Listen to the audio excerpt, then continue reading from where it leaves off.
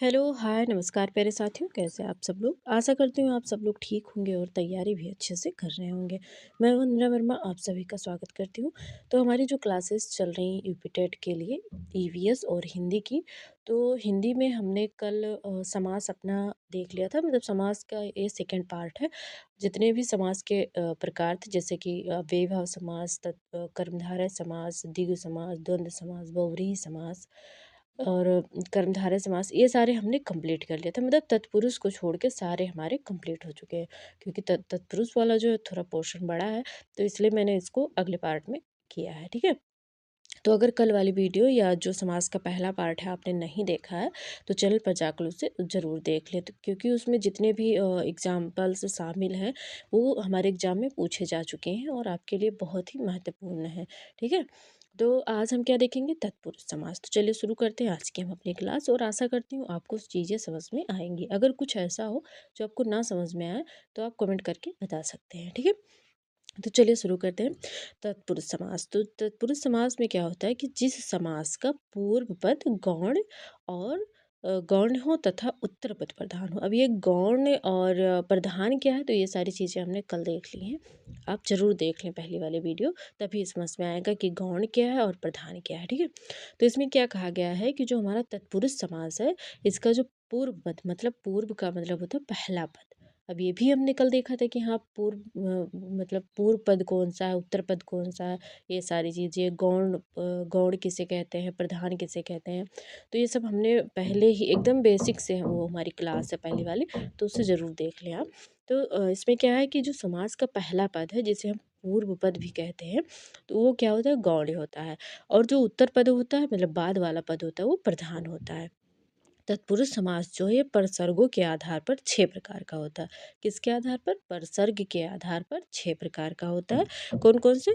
कर्म तत्पुरुष, करण तत्पुरुष, संप्रदान तत्पुरुष, अपादान तत्पुरुष, संबंध तत्पुरुष और अधिकरण तत्पुरुष समास। तो ये 6 हमारे किसके आधार पर है? परसर्ग के आधार पर तत्पुरुष समास के 6 भेद हैं। ठीक है। अब हम सबसे पहले देखेंगे कर्म तत्पुरुष। ठीक है। तो कर्म तत्पुरुष को द्वितीय विभक्ति कहा जाता है। क्यों? क्योंकि जो हमारे कारक होते हैं उनकी संख्या होती 8। तो जो पहला कारक है कर्ता और संबोधन, इसमें नहीं आता है, तत्पुरुष समास के अंतर्गत नहीं आता है। बाकी जो 6 हमारे कारक होते हैं, ये क्या है? तत्पुरुष समास के पार्ट के अंतर्गत आ जाते हैं। ठीक है। तो जो कर्ता है वो प्रथमा होता है, लेकिन कर्ता इसमें शामिल नहीं है, तो इसलिए हम क्या है, यहाँ पर कर्म से शुरू कर रहे हैं। तो कर्म हमारा क्या है? द्वितीय विभक्ति है। ठीक है। तो जो कर्म तत्पुरुष है, इसमें किस विभक्ति का लोप होता है? तो को विभक्ति का लोप होता है। मतलब कि जो इसके उदाहरण दिए रहेंगे, अगर आप उसका समास विग्रह करेंगे तो क्या होगा? उसमें को बीच में आ जाएगा। जैसे है यश को प्राप्त, मतलब यश प्राप्त है। ठीक है। ये आपका सामासिक शब्द है।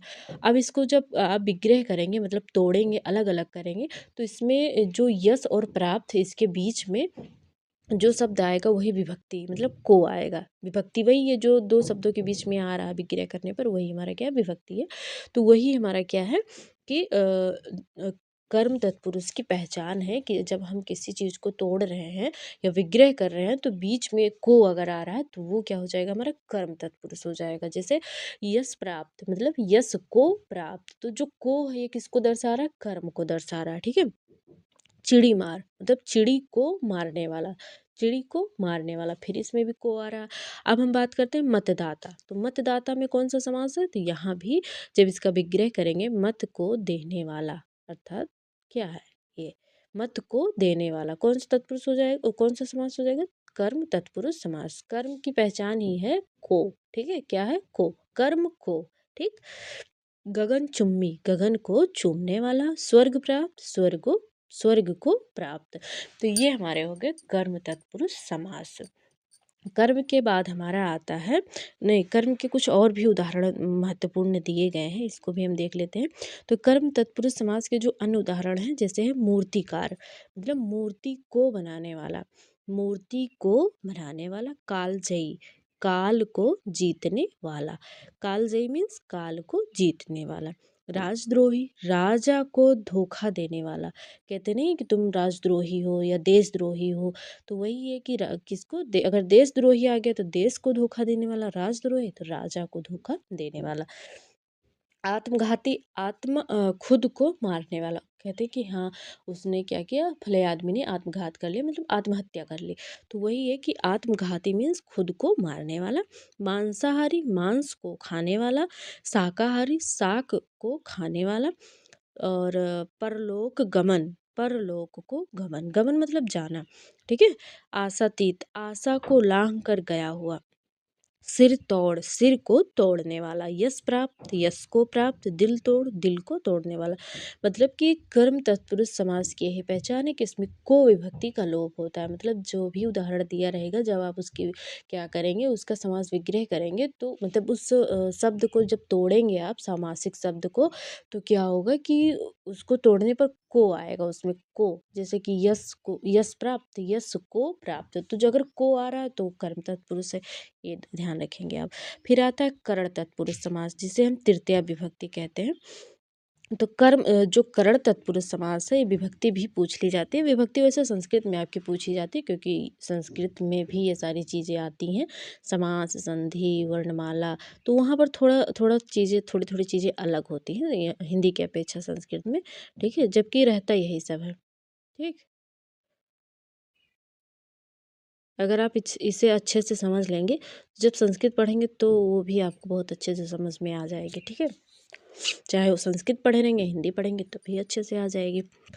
अब आता है हमारा करण तत्पुरुष, जिसे तृतीया विभक्ति के अंतर्गत रखा जाता है। करण का जो विभक्ति है वो है से या के द्वारा।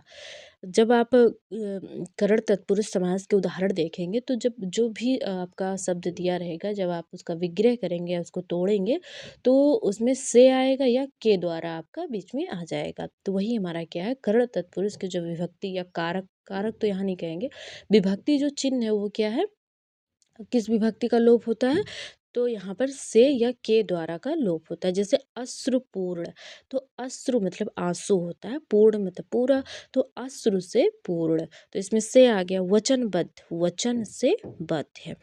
अकाल पीड़ित, अकाल से पीड़ित। क्षुधा क्षुधातुर, ये आया हुआ क्वेश्चन है। क्षुधातुर, जो क्षुधा मतलब होता है भूख, से आतुर मतलब व्याकुल। तुलसीकृत, तुलसी के द्वारा कृत।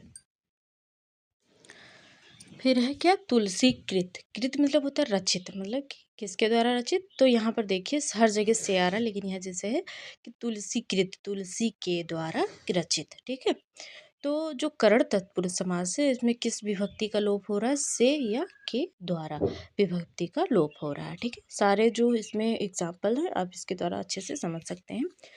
तो अगर कोई भी आपका शब्द दिया गया और समास वगैरह पूछा गया तो आप अगर विग्रह करके देखते हैं तो बहुत आसानी से आपको समझ मतलब कि समझ में आ जाएगी कि हाँ ये कौन सा समास है।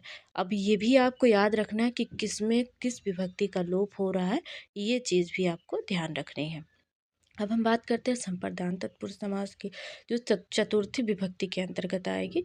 तो जो संप्रदान तत्पुरुष है इसकी जो विभक्ति वो क्या है, के लिए, ठीक है। क्या है, संप्रदान तत्पुरुष समास की जो विभक्ति है वो क्या है, के लिए। इसमें के लिए विभक्ति का लोप होता है। जैसे यज्ञशाला, तो यज्ञ के लिए शाला। युद्ध भूमि, युद्ध के लिए भूमि। विद्यालय, विद्या के लिए आलय, आलय मीन्स होता है घर। छात्रावास, छात्राओं के लिए आवास। परीक्षा भवन, तो परीक्षा के लिए भवन। डाक गाड़ी, डाक के लिए गाड़ी। तो जो संप्रदान तत्पुरुष समास है उसमें के लिए विभक्ति का क्या होता है, लोप होता है। अब आता है हमारा अपादान तत्पुरुष समास, जिसे पंचमी विभक्ति के अंतर्गत रखा जाता है। जो अपादान तत्पुरुष समास है इसका भी विभक्ति चिन्ह क्या है, से है। तो यहाँ पर जो से का अर्थ है वो अलगाव के अर्थ में है, मतलब कि कोई चीज़ अलग होने के अर्थ में जहाँ पर हो रही होगी वहाँ पर अपादान तत्पुरुष समास का यूज किया जाएगा। जैसे बिल्ली छत से कूदी, तो जो बिल्ली है वो क्या हो रही है, छत से अलग हो रही है, बिल्ली छत से कूदी। तो वहाँ पर जो से लग रहा है वो करण नहीं आएगा, वहाँ पर करण से भी तो आता है ना, लेकिन वहाँ करण तत्पुरुष समास नहीं है। क्यों, क्योंकि जो बिल्ली है वो छत से क्या हो रही है, अलग हो रही है। तो जो से वहाँ पर प्रयोग किया जा रहा है वो अलगाव के अर्थ में प्रयोग किया जा रहा है। तो बिल्ली कहाँ से कूद रही, छत से, तो छत से क्या हो रही है, बिल्ली अलग हो रही है, तो वहाँ पर अपादान तत्पुरुष समास होगा, ना कि करण तत्पुरुष। तो यहाँ पर वही कहा गया है कि जहाँ भी अलग होने की बात की जा रही हो किसी चीज़ से, तो वहाँ पर अपादान तत्पुरुष समास होगा।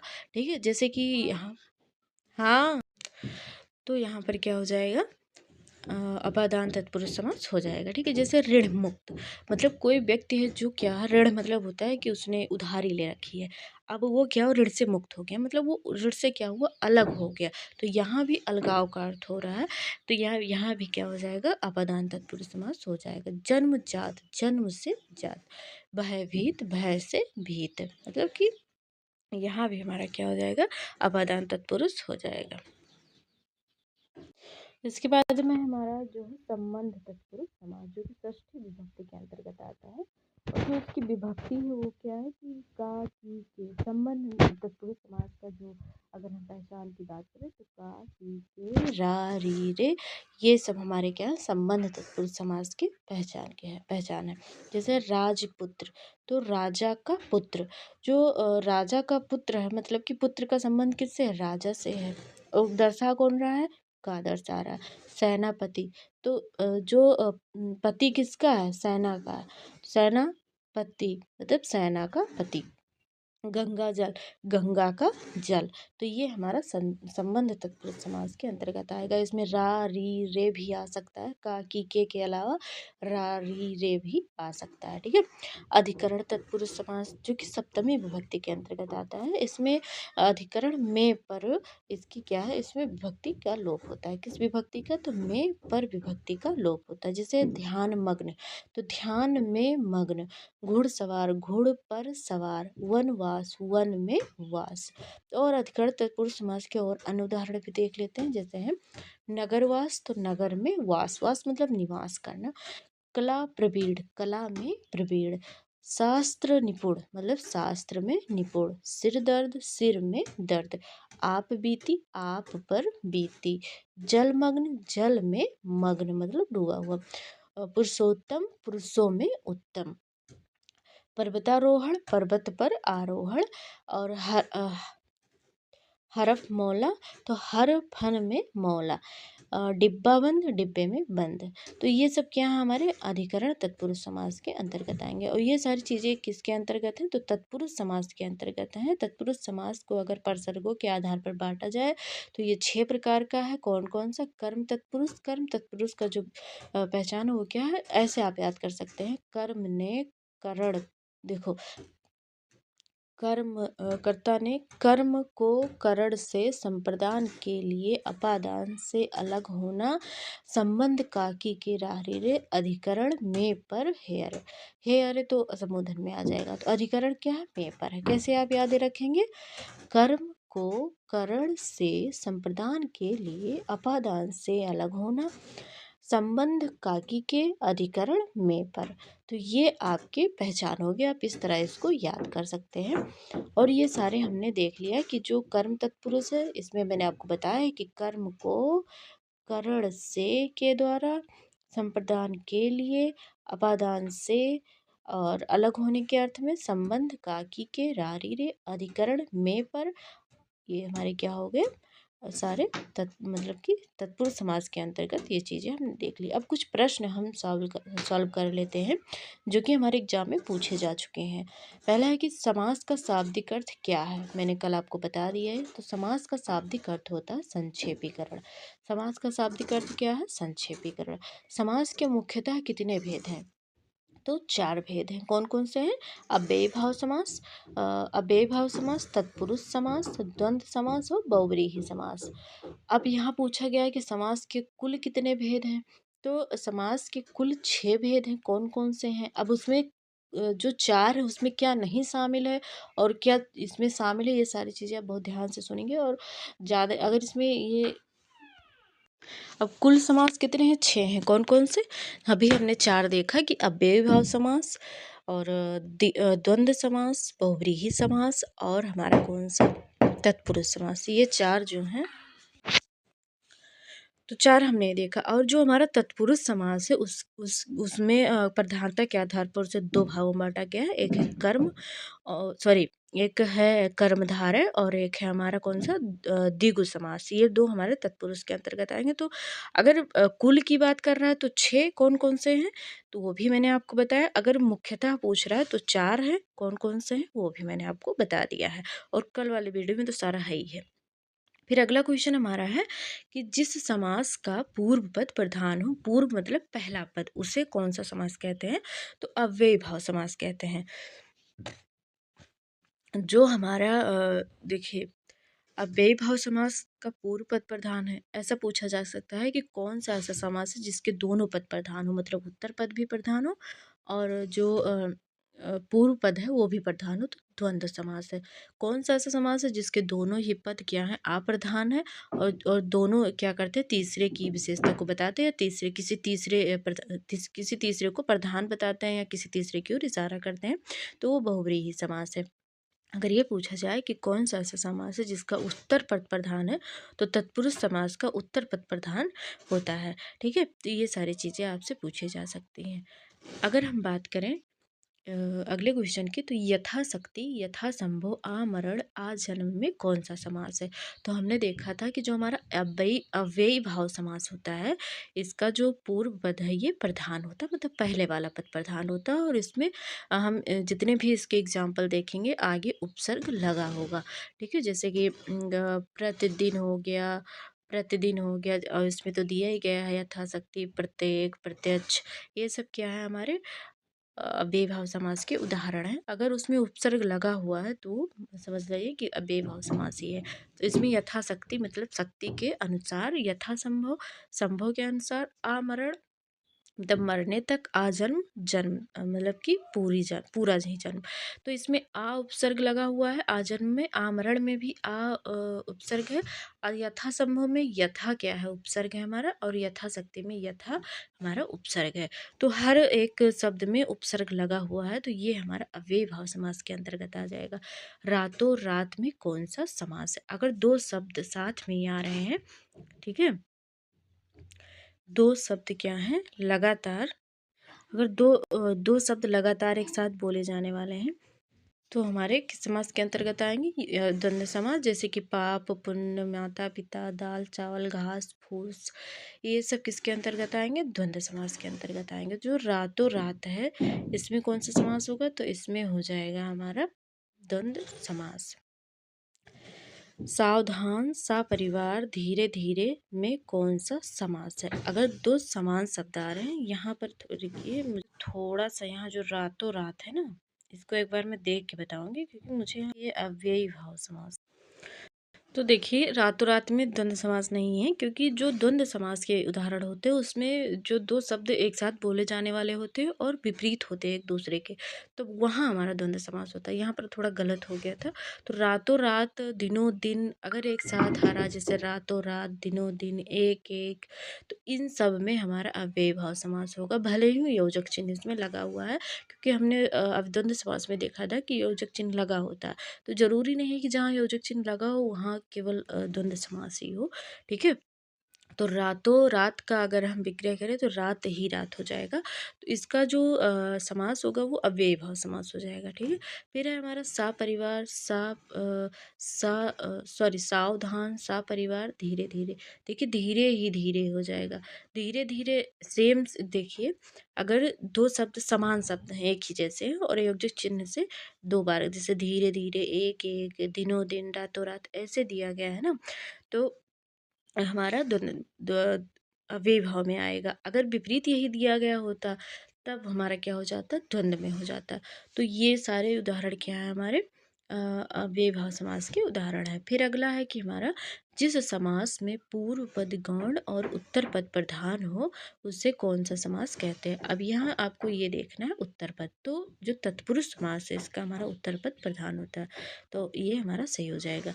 मनोहर सत्याग्रह धर्मशाला में कौन सा समास है। मन को मनोहर मतलब मन को हरने वाला, सत्याग्रह सत्य के लिए आग्रह, धर्मशाला धर्म के लिए शाला, तो ये सब कौन से समास के हैं, अव्ययी भाव समास के हैं। फिर है हमारा वह समास जिसका पूर्व पद विशेषण और उत्तर पद विशेष्य हो।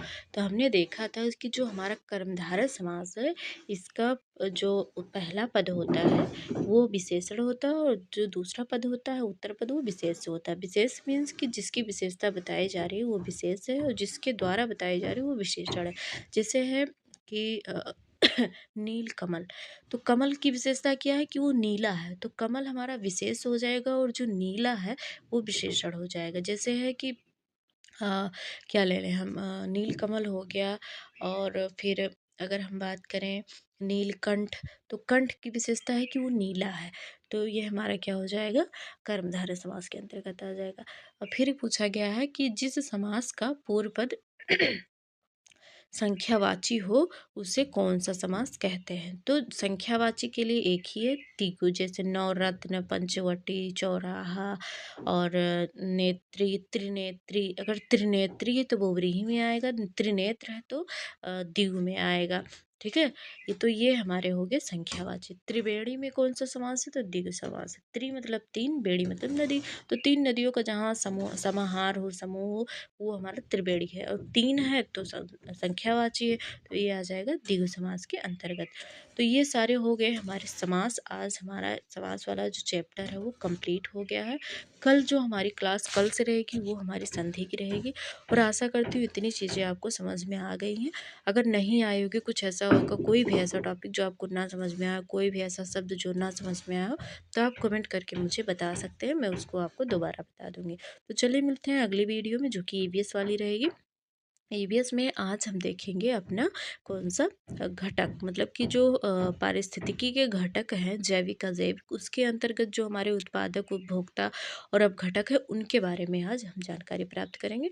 तो हमारी क्लासेस तो क्या होती हैं कि रिकॉर्डेड रहती हैं, तो जब आप सब्सक्राइब करें तो बेल आइकन भी प्रेस कर लिया करें, जिससे जब वीडियो अपलोड हो तो तुरंत आपके पास नोटिफिकेशन पहुंच जाए। तो ठीक है, चलिए मिलते हैं अगली वीडियो में और एक नए टॉपिक के साथ। और आप लोग लाइक शेयर ज़रूर किया करें। ठीक है, बाय बाय।